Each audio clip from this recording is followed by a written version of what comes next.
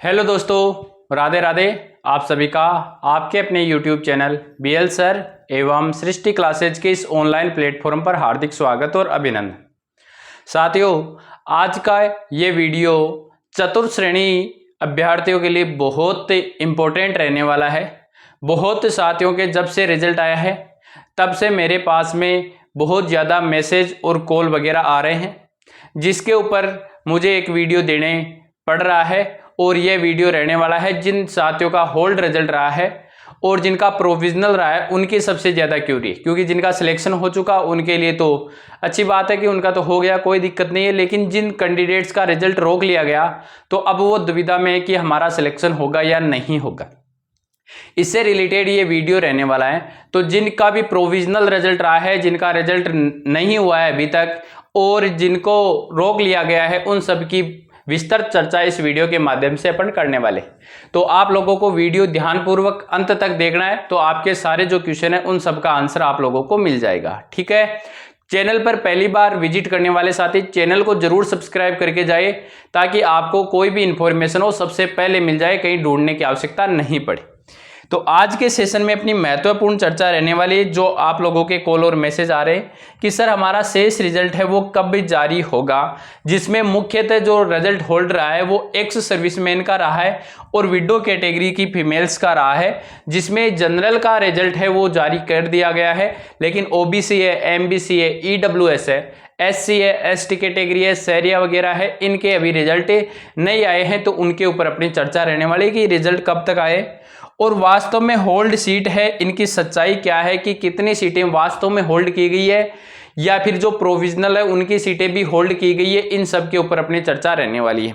और जिनका प्रोविजनल हुआ है उनको अब क्या करना है, उनको क्या बोर्ड में संपर्क करना चाहिए। और कुछ कैंडिडेट ऐसे हैं जिनके कट ऑफ से ऊपर मार्क्स होते हुए भी उनका रिजल्ट जारी नहीं किया गया, उनके ऊपर अपन चर्चा करने वाले हैं। सबसे पहले तो मैं बात करूंगा जो बचा हुआ होल्ड रिजल्ट है उसके ऊपर आलोक राज्य की क्या प्रतिक्रिया है। और आलोक राज्य के आने से पहले भी मैंने आप लोगों को बता दी थी कि ये आप लोगों का रिजल्ट देखने को मिलेगा। जैसे मैंने पिछले वीडियो में बताया था कि 15 जुलाई के आसपास आपका रिजल्ट देखने को मिल सकता है। जबकि बहुत साथी चिंतित है कि जब मामला कोर्ट में होता है तो कोर्ट में तो लंबी सुनवाइयां चलती है, तो इसके लिए हमारा रिजल्ट तो बहुत लेट आएगा। तो उसके ऊपर मैं चर्चा करने वाला हूं। जैसे इन्होंने कहा है कि Rahul ji, 4th class balance result court की प्रक्रिया पर निर्भर करेगा। मतलब ये किस पर डिपेंडेड है? कोर्ट के ऊपर डिपेंडेड है जो बचा हुआ रिजल्ट है।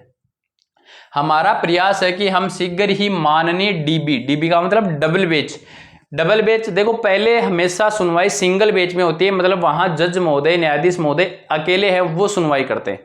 फिर उसको से कोई पक्ष संतुष्ट नहीं होता है, वो डबल बेंच में जा सकता है, डीबी में जा सकता है, जहां पर 2 न्यायाधीश सुनवाई करते हैं।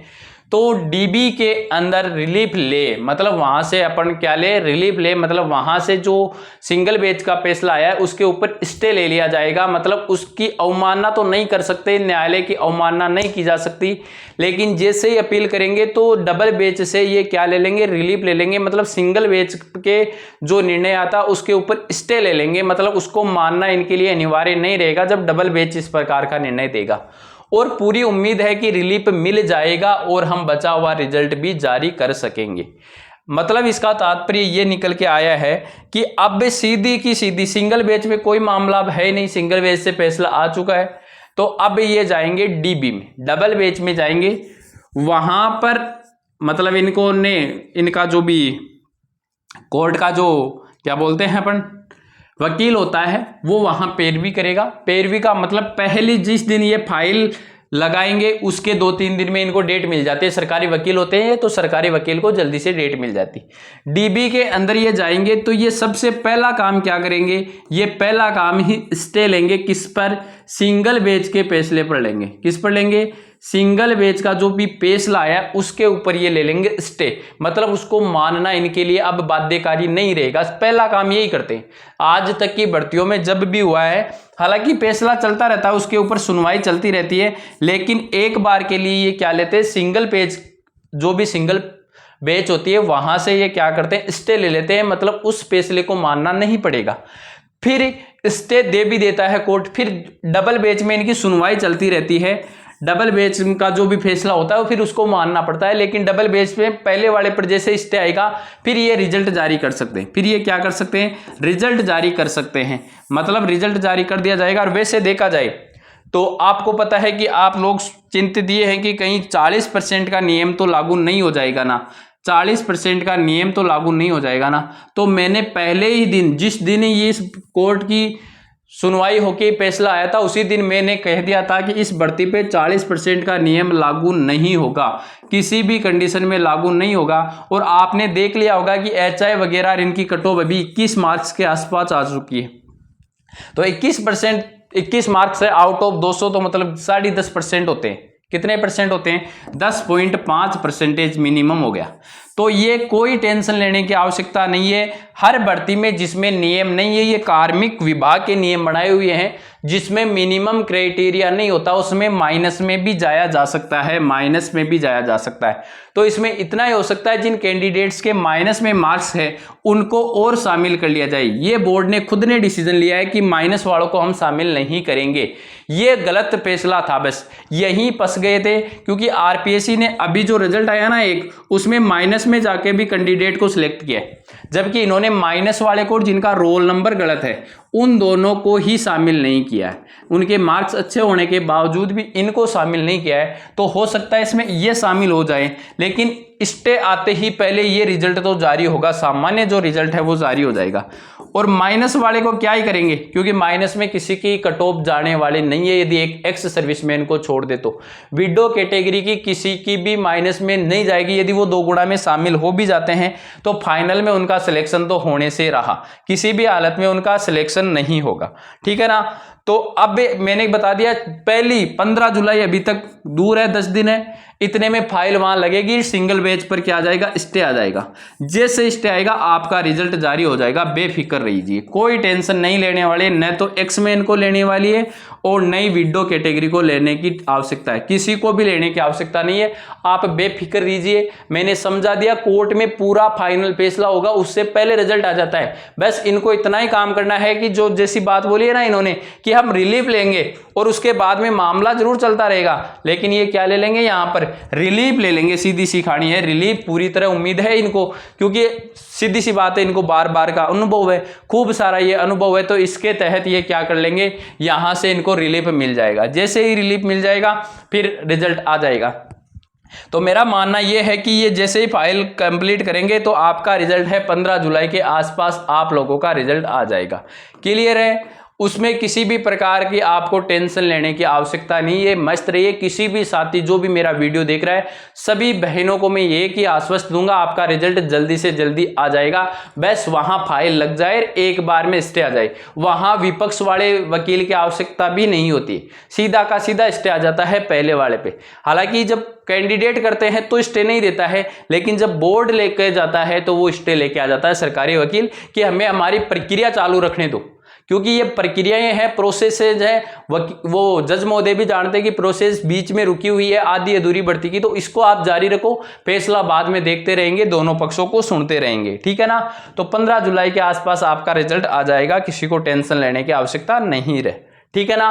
पहले ही जिस दिन सुनवाई होगी उस दिन ही आपके रिजल्ट पे स्टे आ जाएगा और फिर कानूनी अड़चन है वो छोटी सी वो दूर हो जाएंगी, क्योंकि बोर्ड के पास में एविडेंस है कि माइनस में जाने वाली नहीं है सर, कट ऑफ 0 नंबर से ऊपर है। तो ये कार्मिक विभाग के नियम बने हुए हैं, इन नियमों के अकॉर्डिंग हमें चलना पड़ता है।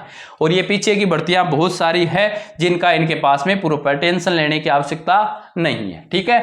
अब मैं बात कर देता हूं, इनकी कट ऑफ भी बता देता हूं मैं। देखो विडो कैटेगरी के मैं बार बार कट ऑफ बता रहा हूं, वही रहने वाली है। ओबीसी की कट ऑफ है वो रहने वाली है आपकी 60 मार्क्स के आसपास, 60 प्लस है वो कैंडिडेट सेट पे, वैसे 62 प्लस, ठीक है। एमबीसी की यदि कोई फीमेल विडो फीमेल है उसके 30 या 32 नंबर है, वो सारी सेलेक्ट हो रही है।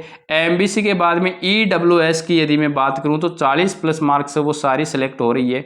एससी की यदि मैं बात करूं तो 20 प्लस मार्क्स है वो सेप हो रही है।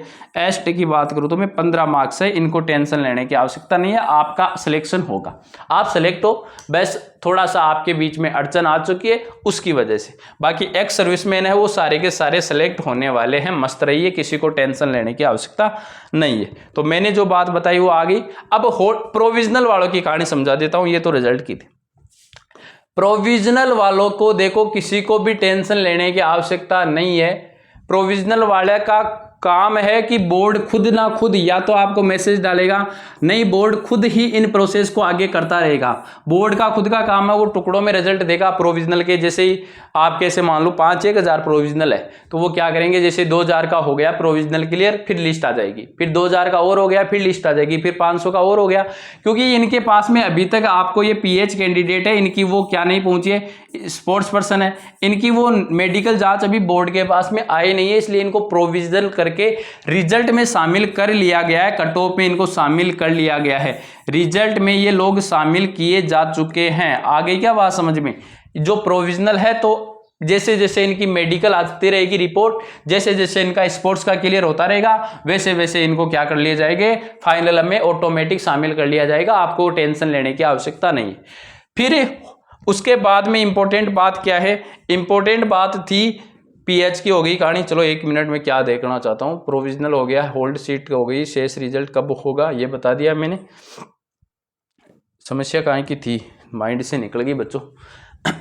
1 मिनट में क्या बताना चाह रहा था, हाँ, कुछ कैंडिडेट जिनके मार्क्स ज्यादा है कट ऑफ से, जैसे आपकी कट ऑफ डिसाइड है उस जैसे कट ऑफ है, ऐसे मान लो 110 नंबर और आपके मार्क्स है 112 मार्क्स, कितने भी मान लो सपोज दैट, तो आपका किसी भी में भी नाम नहीं है, आपका किसी में भी नाम नहीं का मतलब आपका न तो प्रोविजनल में नाम है, न तो आपका प्रोविजनल में नाम है, नहीं आपका फाइनल मेरिट वाली लिस्ट में नाम है, 2 जगह हो सकता है।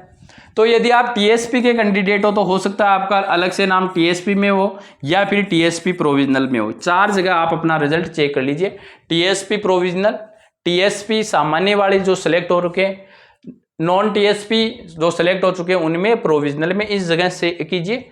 इनमें यदि कहीं नाम मिल जाता है तो टेंशन लेने की आवश्यकता नहीं है। ऐसे मान लो कहीं में भी आपका नाम नहीं है तो आपको बोर्ड में, राजस्थान कर्मचारी चयन बोर्ड जो जयपुर है, एक बार वहां एप्लीकेशन जरूर देके आनी चाहिए आप लोगों को। ये बात मैं बोल रहा हूं आप लोगों को जिनका सिलेक्शन नहीं हुआ है, बिल्कुल आप लोगों के मार्क्स ज्यादा है तो आप एप्लीकेशन जाइए। ये कहां पर, राजस्थान कर्मचारी चयन बोर्ड दुर्गापुरा जयपुर में, जो कृषि विभाग है वहां के पास में दुर्गापुरा में ये बोर्ड है, वहां जाकर आप एप्लीकेशन जरूर देकर आइए। फिर आपको वहां से पता चलेगा कि आपके रिजल्ट में किस वजह से रोका गया है। ठीक है, यही बात मैंने आप लोगों को बताने के लिए ये वीडियो बनाया था। अब शायद आप सभी लोगों की यहाँ पर क्यूरी हो चुकी है, स्पोर्ट्स पर्सन हो, पीएच कैंडिडेट हो, सबको मैंने यहाँ कवर कर लिया है।